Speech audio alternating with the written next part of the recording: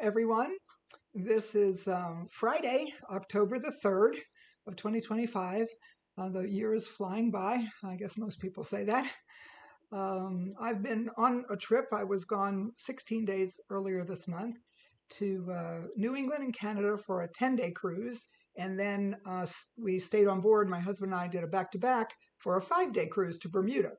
And that was with Stitch in Heaven, a quilt shop out of Quitman, Texas, that does lots of cruises. They do it like 16 a year, and they really know how to do it right. So we had a wonderful time, 80 students on both of the cruises, and some were friends from the quilt show. And Jan, if you're there, hello to Jan. I met Jan on the New England, Canada cruise. And then Barbara Thomas, if you're there, I met you on the Bermuda cruise. And so that was really, you just feel like you've met old friends again when you see them. And of course, they know who I am right off the bat. So we had a wonderful time and lots of great things. I wrote, last Sunday's blog was about the New England, Canada cruise. And the one that comes up this Sunday is going to be about the Bermuda cruise. So if you're interested in those, you can take a look. Then tomorrow, I fly to Houston. I've got to get up very early morning flight, go down for market for a couple of days, and then I start teaching in Houston. Starting on Monday morning, and I have 6 classes and 2 lectures, and just a lot of things. I will be busy every day. So, but if you see me zipping by, be sure you say hello. You can holler out the quilt show, and I'll know who you are. It's such a great place to be, to rekindle old friendships. And I know a lot of the teachers, so I get to see them again. And some of my friends that I worked with down there for years, and that's really nice too. So anyway, I am packed and I'm checked in for my flights and a few last minute things. You know, the longer it goes after I do the first packing, which was yesterday, I keep thinking, did I put in this? How about that? Oh, I might want to take those. So there's a few more things that'll get thrown in the bags right here at the end. So anyway, so let's get to it. For month 10 for Laurel Ridge, my quilt is still at the quilter. I had thought that it would be ready when I came back from my trip, but we want to use a white batting, and I like Quilter's Dream batting, and there's been some delays. They had a fire in their factory, so we're waiting for batting, and one of these days we'll get that taken care of. So I'll get my quilt back. And anyway, but before this year's over, I will have it back so that I can show you. Anyway, this month we're making really easy blocks. There's only 8 of them, and they're called the Plaid Star. I will confess that when I first got the kit, the plaid fabric was not my favorite, and I thought, I probably won't use that. But when it came time to make these plaid stars, I was really glad that I did. I did go ahead and make the 8 plaid stars. And the plaid really adds some complexity. It's really fun because you've got this big space in the middle, no 4 patches, no flying geese to go in the middle, or squares on point, or whatever you might put in the middle of a star. It's just one solid piece of fabric. But because it's a plaid, you get a lot of extra punch. I call it, it's like jazzes up the block. So that's what I was glad that I did them, and I really like how they look in the quilt. And so this month, as I said, there's only 8 of them. So I'm going to switch to the document camera so I can show you the one change that I made to the instructions from the designer on how to cut these pieces. So let's go to the document camera. Okay, so the plaid star, as I said, has this plaid in the middle, and it just adds a real bit of interest to it. Then we're making flying geese, and we've made these at least twice before. You know how these are done. The instructions are excellent for making the flying geese, and you've got Lynn's video this month as well for month 10 that shows you again to make the geese. So I love that plaid. I just cut this one just out of a scrap. This block may or may not get made. Probably will, because I'll put it in with my leftover. I've got a whole bunch of orphan blocks that are someday going to end up being in their own quilt. But to make the plaid star, the instructions tell you that for these star points, this is the spring kit. So we've got what's called the gray spellbound. They're 2 1/4 inch squares, and you need 4 of them for each set of 4 flying geese. And I like the method that does include having a line drawn on the back. But what I have found for me that is the fastest way to get those lines drawn is, instead of cutting individual 2 1/4 inch squares, I cut a square that's 4 1/2, because a 4.5-inch square is the same, I call it the real estate. It's the same amount of real estate, it's the same amount of fabric as 4 2.25. So we have 2.25, 2.25, that's 4.5. A 4.5-inch square is the same as 4 2.25. So all I have to do is take a ruler, and I have a 1/4-inch foot that's very accurate, so I only draw the middle line. If you prefer to draw both your sewing lines, then you could put the 1/4-inch line, and this ruler's not quite long enough, let me grab another one. Okay, this one would work. You could put the 1/4-inch line in the middle and draw the sewing line, turn it around and draw the other sewing line. I only need to draw the center because then I'm going to use the edge of my foot to sew a 1/4-inch out on either side. But in less time than it takes me to tell you how to do this, you can, from one square, draw those 2 diagonal lines, and now you have 4 small squares that have the diagonal lines drawn, instead of having to draw a diagonal line individually on each one of these little small squares. And you do want to make sure you draw them as accurately as you can, from corner tip to tip, corner to corner. So I just find that this is the fastest method that gives me the result I want. The result being accurately drawn lines, and it's the fastest method. The trick is just to remember that then you're going to cut this 4.5-inch square into 4 2.25-inch squares, north and south, east and west. So when the pattern instructions tell you to cut 2 strips 4.25, I found I only needed 1 strip 4.5, because I need a total of 8. It's 32 little squares, or 8 of the larger squares. And 8 large squares can be cut from one width of fabric that's 4.5. And that's the only thing that I did differently from the pattern instructions, and I do it this way every single time. So when I get ready to make this block, and it'll be after I get home from Houston, because there's, as I said, there's still a little more mini packing stuff to do and last minute things to get finished up. I will use my small squares on the larger background. This is that multi-parchment. And so those, cut them apart, draw them, and press them to the other side, and put these little guys on here on the other side to make the rest of them. So I have my center plaid. I've got my 4 corners of the multi-parchment, and this block will be ready to go. Now, while I'm on my document camera, I'm going to give you month 11 information. So, because I feel for you. In month 11, there's a lot to do. And in month 10, there's not so much. Now, month 9 had those complex blocks, and some of you are probably still working on month 9, and that's perfectly fine. If you get through these plaid stars in a hurry, and you will, because this doesn't take long to make these 8 plaid stars, and maybe you want to get started on those remaining 20 blocks that are 4 patches in a star. We made them in month 1. We made them in another month earlier, some different but similar star, same, that 4 patch and a star. So what I'm going to give you right now, and the nice thing about this video is this video stays up. It will stay here. Of course, you're seeing it live now if you're with me. And I'm moving these over to make sure that you can see them all. Okay. These are the month 11 instructions, just the cutting instructions for the 20 4 patch and a stars block. This is the spring one. This is the autumn one. I'm giving you these now just so that if you want to get ready, you can. The fabrics for spring, which are the fabrics that I have, are the Copper Trail Pink, the Parchment Green, and the Parchment Ivory. And again, this one has, because we're making these flying geese, it tells you here to cut 2.25-inch strip of fabric, and I didn't cut 2.25-inch strip of fabric. I cut the 4.5, because as I showed you just a minute ago, from a 4.5, I can draw those 2 diagonal lines and then subcut this into north, south, east, and west to give me the 4 squares that are 2.25 that I need. So that's what I do differently in making the flying geese from the pattern instructions here. But we're making these cute little 4 patches. And for the spring fabric, again, it's these 2. You can see it right there in the picture.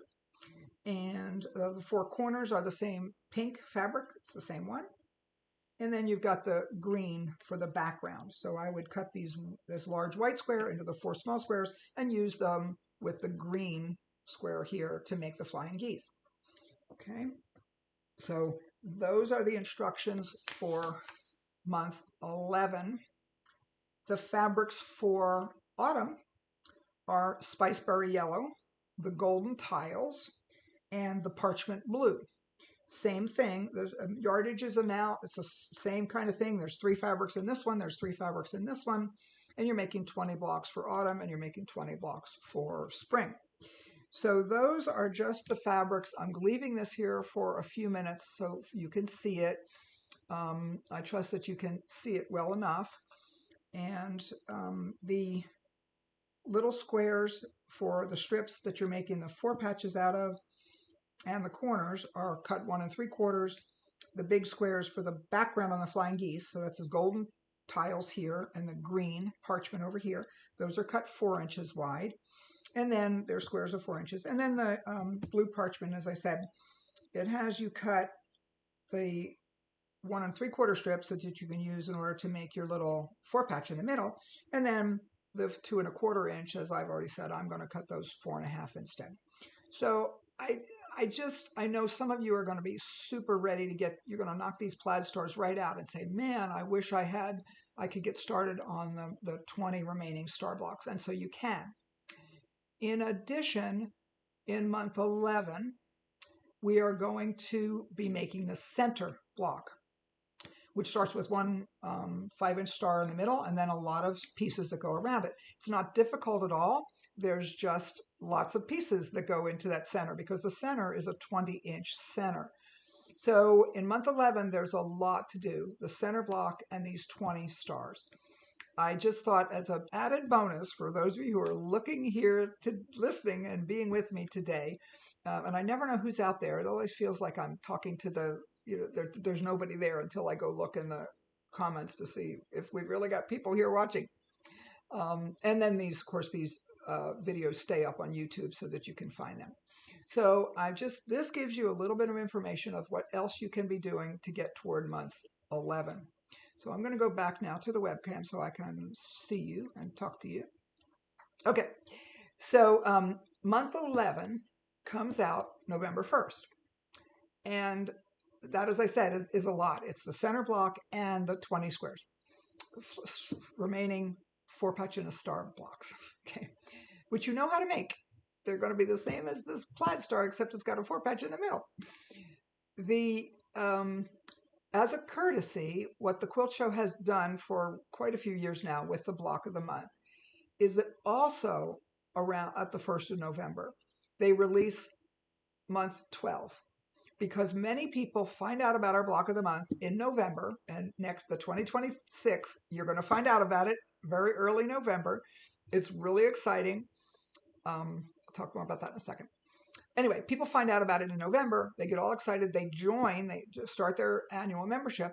And then sometime in November, their annual membership would expire. And if we waited until December 1st to give you that 12th month, you would have to either buy a 1-month membership or renew your entire membership, which when you see 2026, you're going to want to renew anyway. Believe me, it's really great. I have shown it to a few people when I've been traveling, like Jan got to see it on the New England cruise, and Barbara got to see it on the Bermuda cruise. Everyone I have shown it to has said, wow, I love that. So it's exciting and it's coming, and I really hope that my kit fabrics will arrive when I'm in Houston this week so that when I get home, I can get started on it right away. So, but that's why we release both month 11 and 12 in November, the 1st of November, so that just as a courtesy for folks. So let me see what else I have before I go look for any questions. Okay, I'm going to go look now and see if there are any, see if any of you are really out there. And let me see here. Okay. Hey, there's Jan. Hey, Jan, great to see you. Jan told me she watches often, but never says anything. But it's good to see you, Jan. I really enjoyed meeting you so much. Okay. And Marilyn said, thank you for the month of... that's my gift to you. I got these, I just got these patterns last week. I haven't had these until just now. And so I just wanted to be able to, there's so much scheduled to do in month 11 that I thought, yeah, let me just show you. That would be really great. So let me go back here. And I talked to John yesterday and I told him I was going to do that. And he said, okay, there's my friend from San Antonio. Hello, Melanie. Would love to get down there. And Jan's in New Jersey. New Hampshire. I met a lot of New Englanders on that Canadian cruise. We sailed out of Bayonne, New Jersey, Port Liberty, and there was a lot of New Englanders, Pennsylvanians, people, New Yorkers, because it was easy for them to go on a cruise and not have to fly to Miami or Florida. Particularly the Bermuda trip was very much like that, because they could go someplace warm and they didn't have to fly to Miami or Florida. All righty, Barbara's in Southern California. Elena, grazie from Italy. Elena, good to see you. Thank you for being with us here. There's my girl Jan, Hudson, Florida. Okay. Alrighty. All right. Good morning, Barbara. Can't wait. Oh, good. Kathy Ewing's going to meet me in Houston. I know I've got some of you going to be in my classes in Houston, and I'm very excited to meet you for real. Okay, so as I expected, there's a couple of questions about yardage and particularly the ivory parchment and those fabrics. When we got these remaining patterns, it was discovered that there are shortages in the kit, and that is devastating to everybody. I can assure you it was not done intentionally. We were very surprised by this, and the Quilt Show is making it right. Everyone who bought a kit, and there are many of you, anyone who bought a kit, spring or fall, got spring or autumn, got an email this week. And if you haven't gotten it yet, go look in your spam folder or your junk folder to see if you can find it. It was sent to everybody telling you that the shortages have been discovered and that the company is working diligently to find fabrics that will fit with this, the quilt, because some of these fabrics are not available anymore. And I know some of you have tried to find them on your own and discovered they're not. So they are working very hard to get this done. They are going to get replacement fabrics. Everybody has gotten this email telling you exactly how much they're sending you of the different, there were 2 fabrics in the autumn kit and 1 in the spring that is short. And those, like I said, it's a terrible surprise and nobody likes that, but this company is doing everything it can to make it right for you right now, because that's what matters. You're the reason we're here.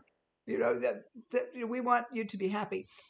For sure. So anyway, do look for that email if you haven't gotten it. It went this week to everyone a few days ago, so you should have had it by now.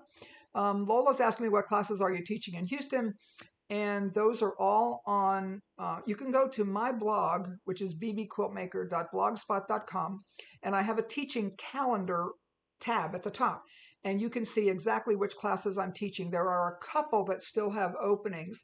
4 of them are full, but I think there's 2 that still have openings. So anyway, so I would love to see you if you're going to be there. We do have openings. A couple of them I kitted, where all you have to do is just basically come. So, okay, I think that's about the end of the questions. And Lori said I might have extra fabric to share. Which one is short in the autumn kit? Man, I'd have to look. I don't. Does the fabric that is using have to be used in month 11? Ivory parchment is one of the fabrics, and that's in the autumn kit, and that is being used. No, it's not. It's not being used not in these star blocks. I think it's used in the center block. Anyway, but okay, so I think I'm done looking at these, so I will come back to you now. There, okay. So yeah, for those who got the kit, watch for the email. It's going to take a while to get these fabrics and get them cut. So they're expecting to ship them in early November.